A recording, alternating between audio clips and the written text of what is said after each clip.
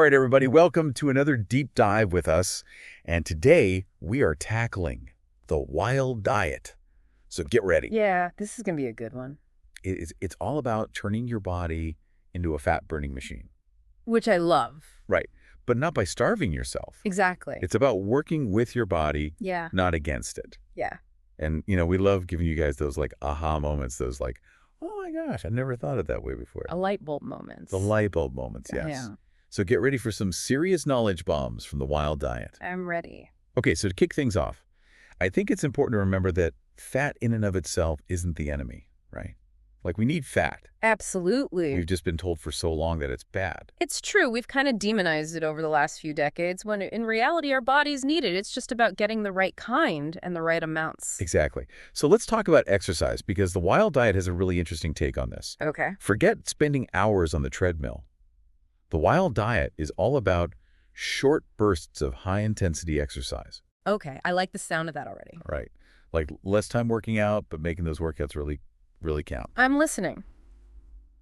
So have you ever noticed how marathon runners are super lean, but they don't always have that like toned muscular physique? Right. They're going for endurance, not necessarily bulk. Exactly. Yeah. And the wild diet is saying, well, a lot of people are going for that more toned physique. Yeah, which makes sense. No, it's like the difference between like a long, slow burn and then just like a roaring fire. Oh, I like that analogy. Yeah, you know. And there's actually a really cool scientific reason for this. Okay, tell me more. Okay, so when you do these quick, intense workouts, it triggers your body to release growth hormone and testosterone, Oh, wow. which a lot of people think, oh, those are just for bodybuilding. But no, they actually play a key role in boosting your metabolism. Ah, So it's like cranking up your internal engine to burn more calories throughout the day. I see. I've never thought about it that way. Yeah, and building that lean muscle mass, which helps you burn more calories even when you're at rest. So it's like a double whammy. Totally. And another bonus is you actually release less stress hormones with these short, intense workouts. Interesting, because we know stress can actually make us hold on to fat. It's true. It's counterintuitive. But those quick bursts of effort can actually be kinder to your body in the long run. I would not have thought that. I know, right?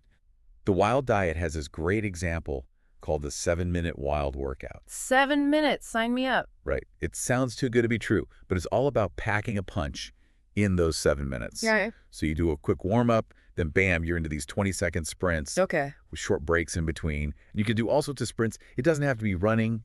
You can swim. You can do uphill runs. You can go all out on a stationary bike. So many options. It's just about pushing yourself in those 20 seconds to really ignite those fat-burning hormones. I love that. Yeah, Okay, so we're working out smarter, not necessarily longer. exactly. But of course, it's not all about exercise. We got to talk about food. Fueling those workouts. Yes. And the wild diet takes a really interesting approach to nutrition. Or lay it on me. Okay, so remember how we talked about how we've been kind of brainwashed into thinking all fat is bad? Right. It's kind of the same with carbs. Mm. We've been told that all carbs are the enemy, but the wild diet says, hold on a second, not so fast. Interesting. There's a big difference between the refined carbs and sugars that are in so many processed foods. Right, white bread, pasta, that kind of thing. Exactly. And the natural sustaining carbs that our ancestors thrived on for thousands of years. Okay, that makes sense. So think about it. For the vast majority of human history, people were eating vegetables, fruits, nuts, seeds. A much more whole foods-based diet. Exactly.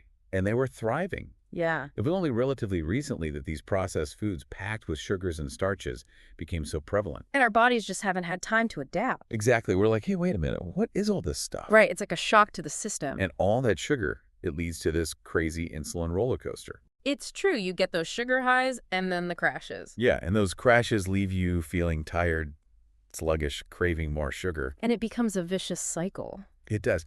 So here's the science behind it. Okay. When you eat a lot of sugar, your body releases insulin to deal with that sugar rush. Right. Insulin helps your body use that sugar. Exactly. But when you're constantly bombarding your body with sugar, Yeah. your body can actually become less sensitive to insulin. I've heard of that insulin resistance. Exactly. And that means your body can't process sugar as effectively. Oh, no. And what happens when your body can't process sugar? It stores it as fat. Ding, ding, ding.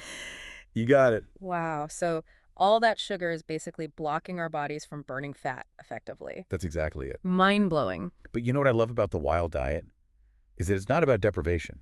Okay, good, because I don't do It's deprivation. not about cutting out entire food groups or feeling miserable. That's good to hear. It's about making choices that work with your biology, not against it. I like that a lot. So instead of focusing on what you can't eat, the wild diet encourages you to embrace those natural sustaining foods that our ancestors thrived on. So it's like going back to basics. Exactly. And those foods, they're not only good for you, they actually help your body become a fat-burning machine. That's what I'm talking about. Right. Yeah. Sign me up. So it's a win-win. You're eating delicious food, and your body is working with you, not against you. I love it. I do too. All right. So we're ditching the sugar. We're incorporating those high-intensity workouts. What's next? It's like we've been slamming on the gas and then hitting the brakes with our metabolism constantly because of all the processed stuff. Right. Exactly. Giving ourselves mixed signal. Totally. So no wonder it's so hard to lose weight sometimes. Right.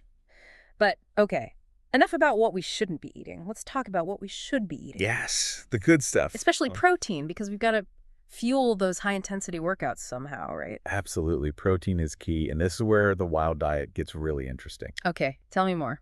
It's not just about how much protein you eat, but also where that protein is coming from. That makes sense. Yeah. I mean, we wouldn't put like cheap, low-quality fuel in a high-performance sports car, would we? Exactly. We want to be treating our bodies like the high-performance machines they are. I like that. So when it comes to protein sources, we've got to be picky. Okay, so what are we looking for?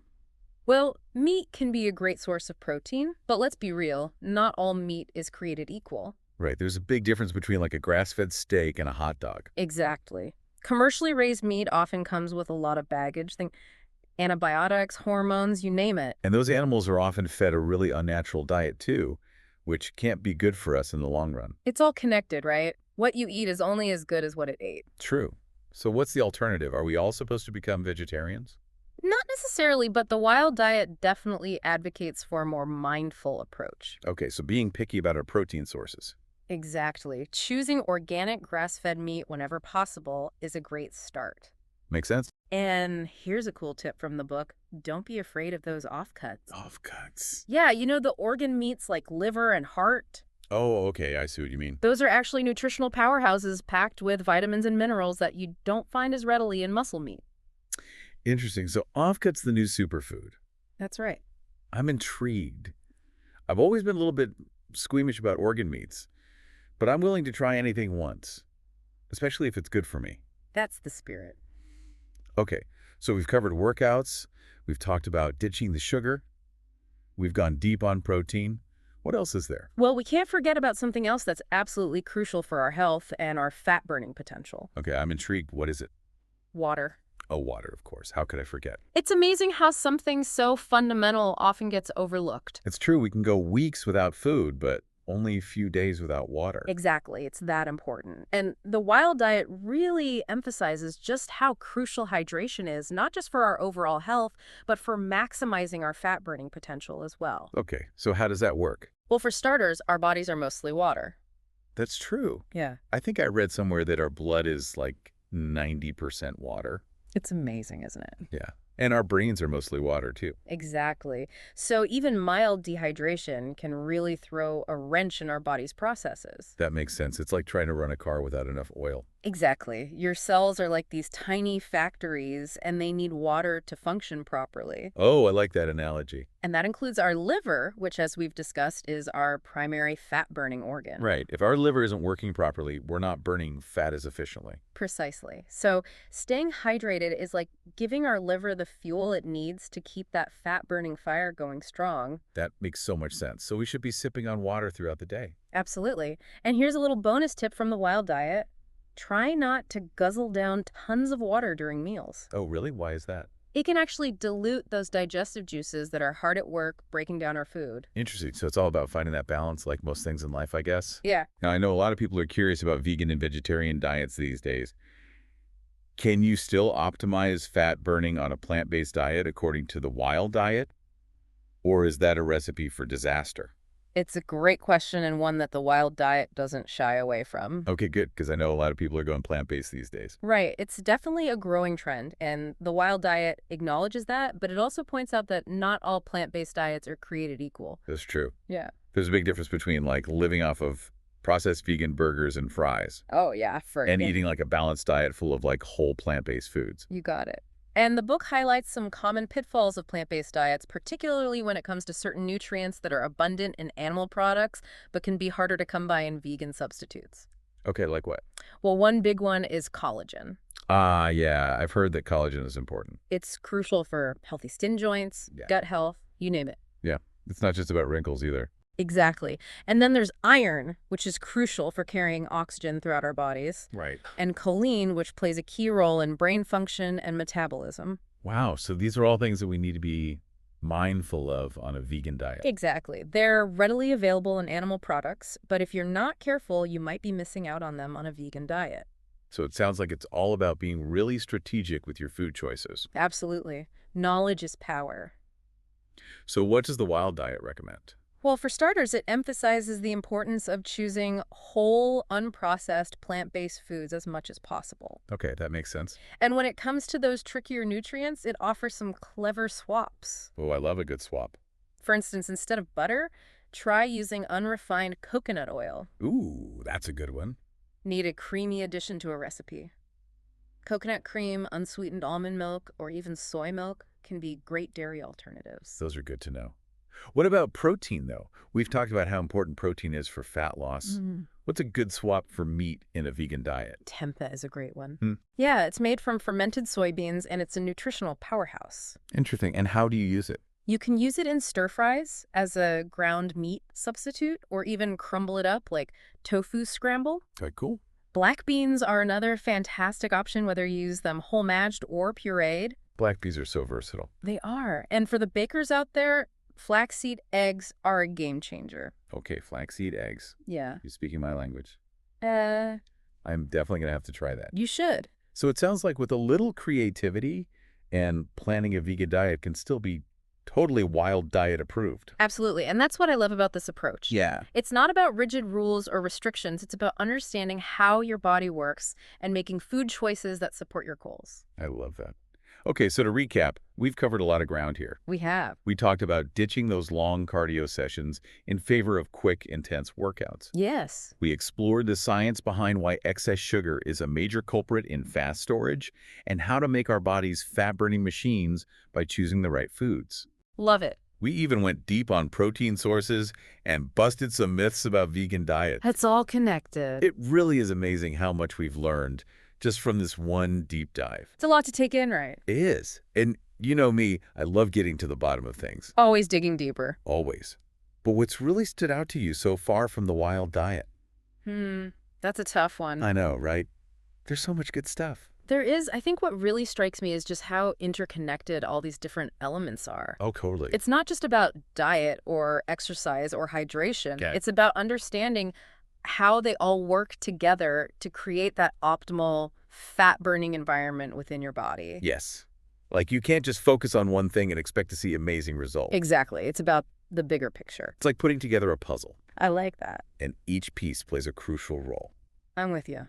But before we wrap up this deep dive, I have one final thought-provoking takeaway from the wild diet. Okay, I'm all ears. I think you'll find this fascinating. Hit me with it.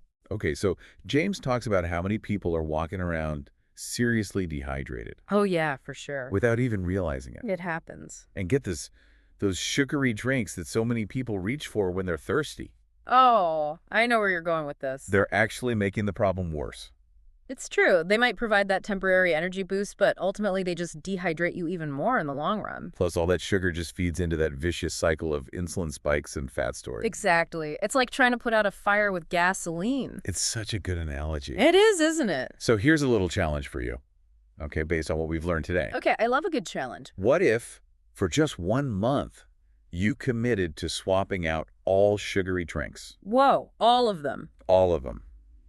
Sodas, juices, fancy coffees, the works. Okay, I'm listening. And replace them solely with water. That would be interesting. Right. Imagine the impact that one simple change could have.